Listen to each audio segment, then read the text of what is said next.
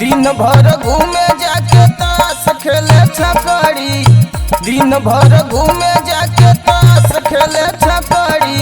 ए सखी सैया हमर मिलल पियकड़ी, ए सखी सैया हमर मिलल पियकड़ी। दिन भर घूमे जाके ताश खेले छकड़ी, दिन भर घूमे जाके ताश खेले छकड़ी।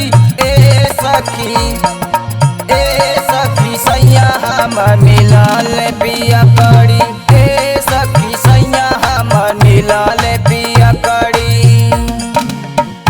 इतने ना ये प्रमोद, अरे और देखो और का खबर ना। अरे ई दारू पी के रोज ड्रामा करबा। अरे रोज के रोज यहाँ लाठी लेके खामा लेके कुछ ना कुछ लेके मारे पड़ता न हो।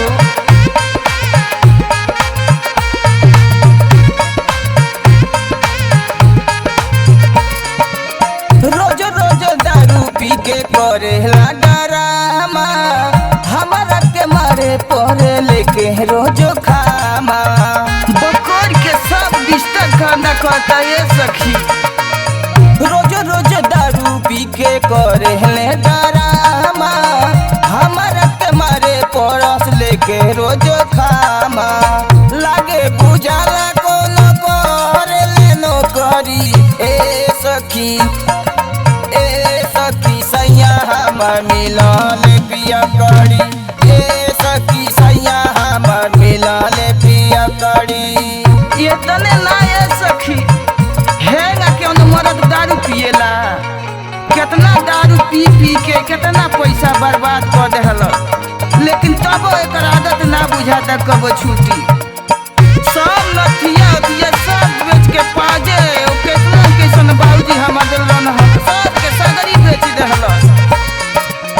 पर भक्कर बस कर अब रउए समझाई, नहत विनोद के छोड़ के चली जाई। आदत सुधार ना तो फसरी लगा के मर जाई। पर भक्कर बस कर अब रउए समझाई, नात विनोद के छोड़ के चली जाई। मन करे घर में लगाली हम फसरी, मन करे घर में लगाली हम फसरी। ए सखी सैया हमर मिलल पियकड़ी, ए सखी सैया हमर मिलल पियकड़ी, ए सखी सैया हमर मिलल पियकड़ी, ए सखी सैया हमर मिलल पियकड़ी। सुन लहला।